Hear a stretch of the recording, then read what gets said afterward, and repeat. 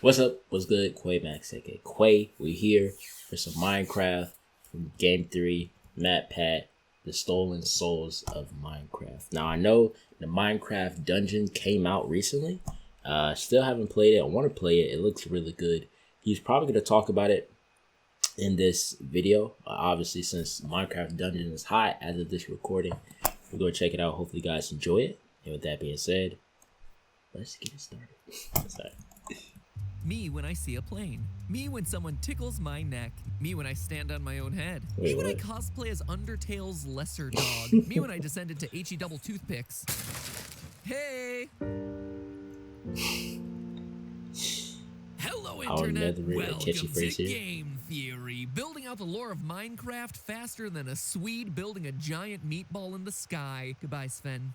I mean, honestly, he's done so many videos on Minecraft. I want to see like what else is there to break, you know what I'm saying, or discover. Be missed. In my last two Minecraft theories, I've been taking a closer look at the Illagers, the evil villager mobs who are infamous for needing a bit more vitamin D in their life. Then again, you wouldn't have a nice tan either if you too lived in secret compounds buried deep in the woods. During those last two In those episodes, we looked mansions. closely at the many strange rooms hidden inside their woodland mansion homes, ultimately concluding that the Illagers, the magical evokers, and the maniacal vindicators were all villagers that were exiled for their experiments into the powers of life and death. I'm pretty convinced I'm right about those theories, though I'll admit the actual evidence I presented to support makes them sense. required a few leaps in logic. Evokers are the only mob to possess totems of undying, which literally revives you at the point of death. Their mounts, the beastly Ravagers, share an uncanny amount of physical similarities with the normal villager. Dang. Green eyes, unibrow. And it's not just physical similarities either, it's auditory as well. They both share that same honking noises. And from I a did lore not know that. standpoint, Ravagers weren't allowed to be scared of rabbits. Again, possibly connecting them to a villager I did not know origin. that. Last but most strangely, the Illagers have rooms full of wool in the exact colors of Minecraft Steve's outfit, implying that they're trying to create or replicate our blocky hero in some way. The connections are certainly there, but admittedly, they're weaker than a wooden axe against a block of obsidian. But I was convinced I was onto something, so true to the spirit of the game, I kept digging, and I struck diamond. I struck emerald. I struck netherite. What is the thing I should be most excited about finding when I'm digging in the ground at this point? Because there are so many it rare diamond? high-tier blocks at this point, and they all have such different usages that I'm not quite sure what's the most exciting one to golden find apple. at this point. I think it's netherite. Like, to me, I think netherite's the most exciting thing because it's super rare and it's also the newest. Diamond at this point is like, oh, it's diamond. Anyway, I struck a rare and exciting buried resource that serves as an apt analogy for me finding the missing link in my lore theory. The evokers are indeed playing with the powers of life and death, but not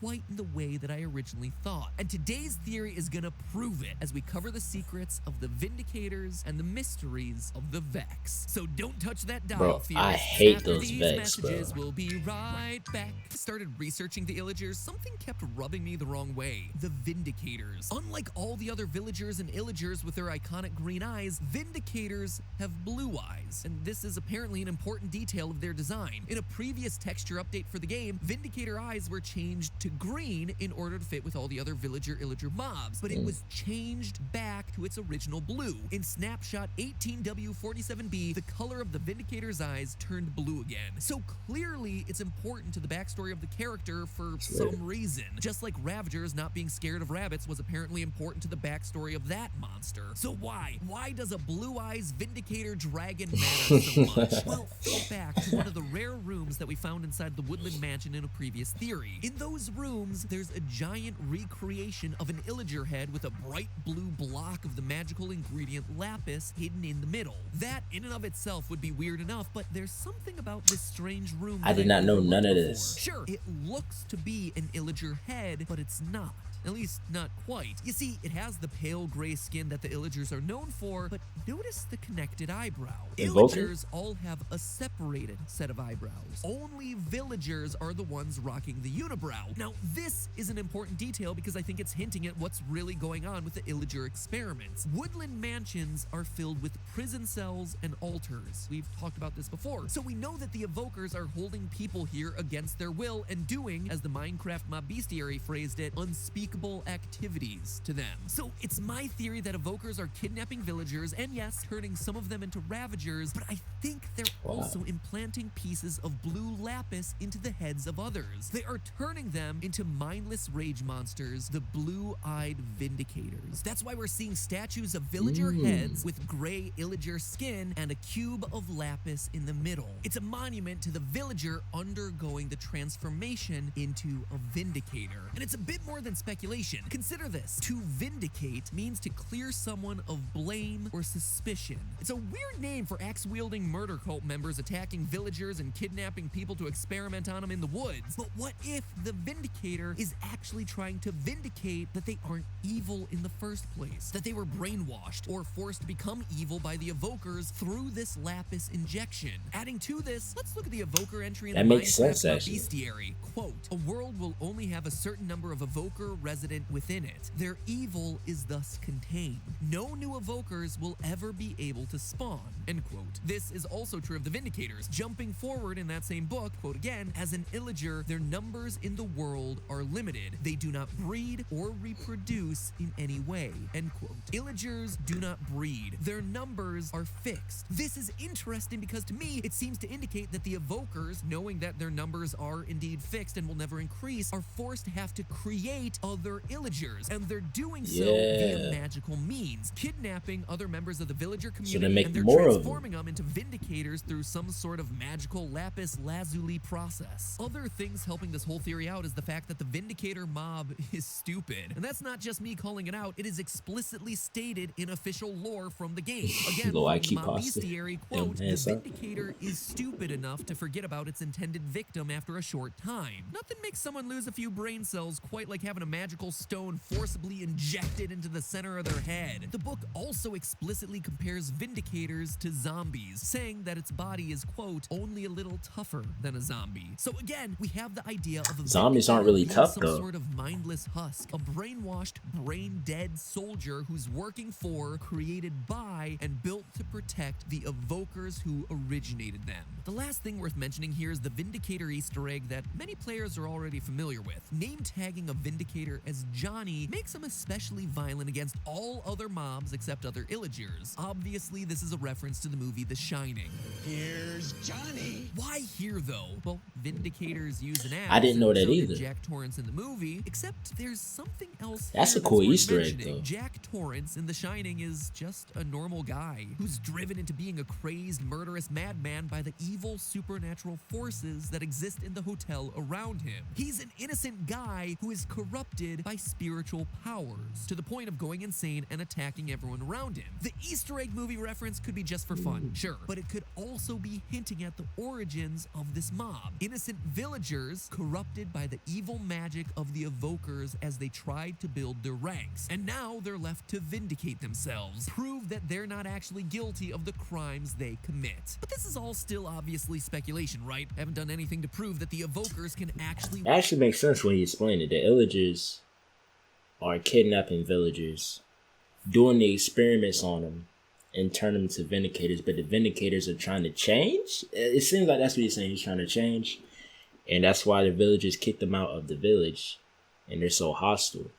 That actually makes a lot of sense, though.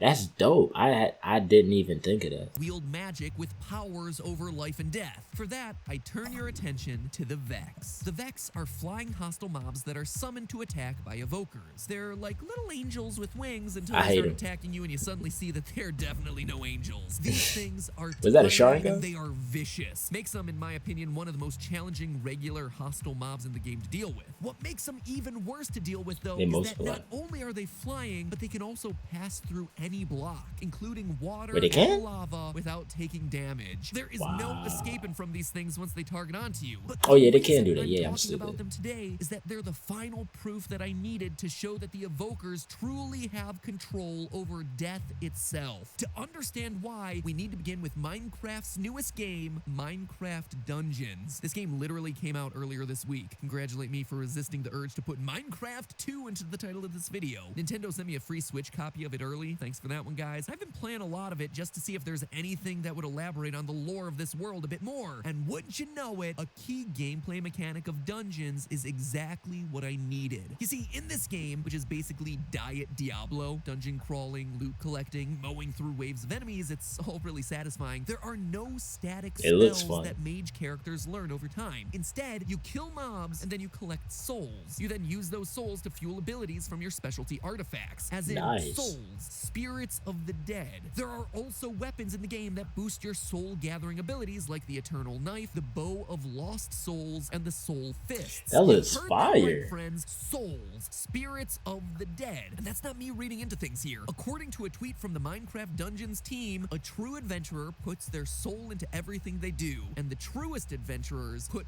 other people's souls in it too. For a long time, we've been making jokes and speculating about exactly this sort of thing in Minecraft, right? Soul sand in the nether is from dead people. Har, har, har. Look at all their screaming faces hidden in the texture. Except now, it's pretty much confirmed outright. Yeah, they tweeted it out. Dead people are an energy source in this child-friendly Lego simulator. But here's why it all matters for today's theory. You see, the Vex have a couple of unusual properties. As I mentioned before, they're able to travel through all different block types without damage, but they also glow in the dark. If you fight a bunch of Vex in a dark room, you can still see them. However, even though they themselves have a ghostly glow, they don't actually light up anything else in the environment, almost like they're a spirit, a being made out of souls. Look back at some of that Minecraft Dungeons footage. We see the exact same type of behavior from souls in that game. Here they are in a dark environment. They themselves are glowing, but they don't cast any light onto the surrounding world, just like the Vex. A being made of souls would also make sense for a creature that's able to pass through any sort of brick type, just like a ghost or a spirit. And here's the kicker, my friend. Listen to the sound that an individual Vex makes. Did you hear that? One Vex is speaking in multiple different overlapping voices at the same time. Let me play those clips one last time. That's crazy.